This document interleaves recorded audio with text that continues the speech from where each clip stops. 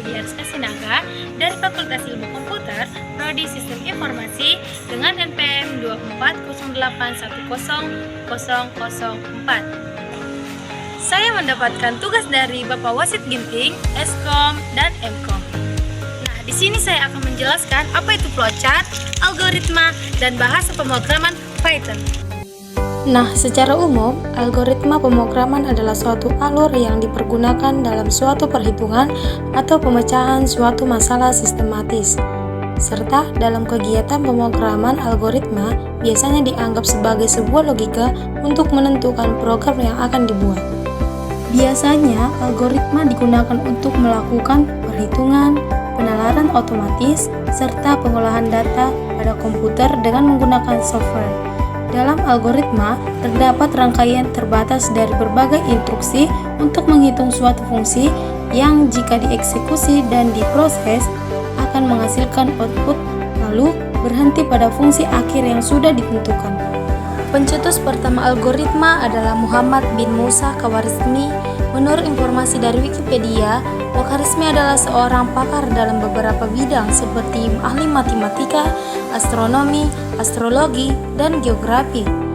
Khwarizmi juga dikenal sebagai Bapak Aljabar karena telah membuat buku pertamanya yaitu Aljabar yang membahas tentang solusi sistematis di linear dan dokumentasi kuadrat. Dari Khwarizmi kemudian berubah menjadi algoritma dalam bahasa Inggris dan kemudian diterjemahkan ke dalam bahasa Indonesia menjadi algoritma. Nah, adapun ciri dari algoritma menurut Donald E. Kahn yaitu, yang pertama ada input, permasalahan yang akan dicari solusinya. Yang kedua, proses, langkah-langkah yang harus dilakukan. Yang ketiga, ada output, solusi penampilan akhir. Yang keempat, ada instruksi yang jelas. Yang kelima, tujuan akhir, yaitu akhir dari pemrograman di mana program yang akan berhenti hingga menjadi tujuan akhir. Nah, adapun keuntungan pembuatan algoritma yaitu, yang pertama ada algoritma. Algoritma bersifat independen dari bahasa pemrograman. Yang kedua, ada notasi algoritma berlaku untuk berbagai bahasa pemrograman. Ketiga, output yang akan dikeluarkan sama dengan algoritma yang sama. Nah, adapun cara penulisan algoritma, yang pertama ada secara natural language, yang kedua ada secara pseudocode. Pseudocode adalah kode yang mirip dengan instruksi kode program yang sebenarnya. Pseudocode didasarkan pada bahasa pemrograman yang sesungguhnya. Nah, yang selanjutnya ada secara flowchart. Flowchart atau bagan alir adalah skema bagan atau state yang menunjukkan alir atau flowchart di dalam program secara logika. Flowchart merupakan alat yang banyak digunakan untuk menggambarkan algoritma dalam bentuk-bentuk notasi yang tertentu. Nah, ini adalah contoh dari algoritma dalam kehidupan sehari-hari, yaitu membuat secangkir kopi panas. Nah, yang pertama, tuangkan air panas ke dalam cangkir. Yang kedua, sobek bungkus kopi sasetnya. Yang ketiga, tuangkan kopi bubuk ke dalam cangkir. Nah, yang keempat, tambahkan gula dan creamer. Yang kelima, aduk sampai semua tercampur. Yang keenam, secangkir kopi panas siap disajikan. Nah, teman-teman, materi selanjutnya saya akan menjelaskan apa itu flowchart, atau di dalam bahasa Indonesia dapat dikatakan diagram alir. Nah, flowchart adalah sebuah jenis diagram yang mewakili algoritma alir kerja atau proses yang menampilkan langkah-langkah dalam bentuk simbol-simbol grafis dan urutannya dihubungkan dengan panah. Diagram ini mewakili ilustrasi atau penggambaran penyelesaian masalah. Diagram alir digunakan untuk menganalisis, mendesain, mendokumentasi, atau manajemenkan sebuah proses atau program di berbagai bidang. Nah, yang selanjutnya, apa saja sih simbol-simbol dari flowchart? Nah, di sini saya akan menjelaskan beberapa simbol daripada flowchart. Yang pertama itu ada terminator, yang berbentuk persegi panjang dengan ujung tumpul dan berbentuk lonjong. Nah, yang kedua ada proses yang berbentuk persegi panjang yang di dalamnya ada proses suatu pemrograman. Nah, yang ketiga di sini ada decision atau keputusan yang berbentuk belah ketupat.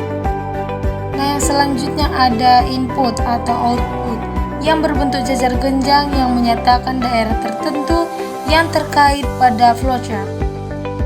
Nah, di sini saya akan memberikan salah satu contoh flowchart dalam kehidupan sehari-hari mulai dari awal hingga akhirnya. Jangan lupa disimak ya teman-teman. Nah, yang pertama itu ada data atau masukkan kopi 1 sendok, lalu masukkan gula 2 sendok. Nah, tahap selanjutnya kita masuk ke tahap proses atau aduk rata. Nah, kita lanjut lagi dengan coba rasa kopi.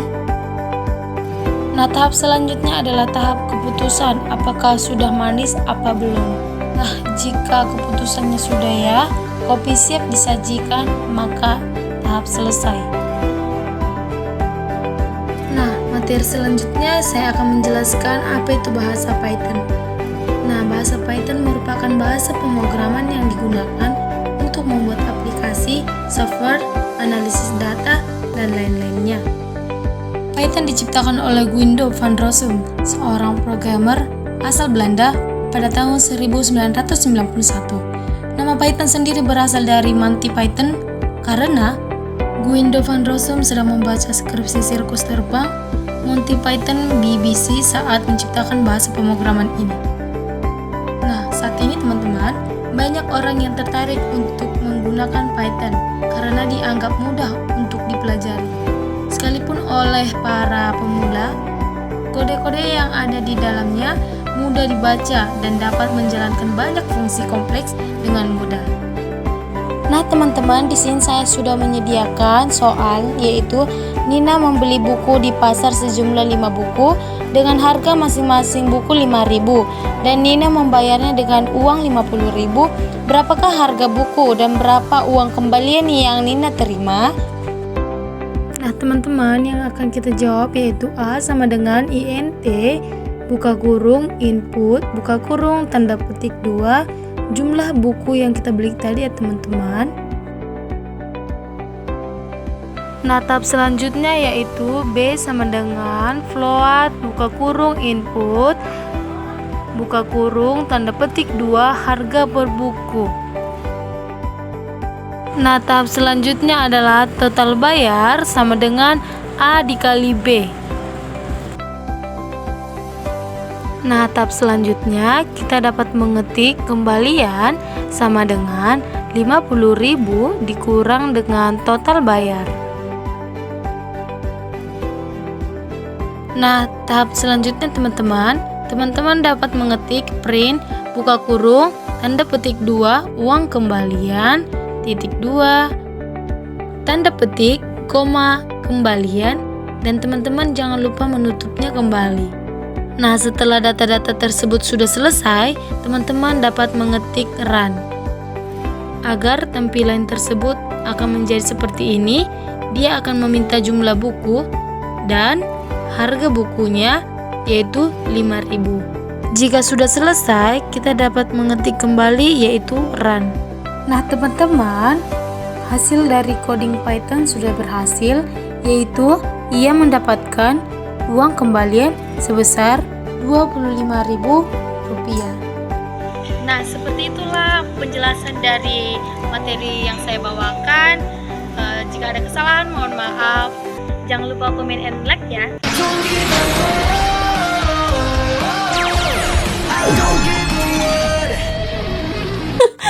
Terima kasih sudah menonton dan sampai jumpa. Bisa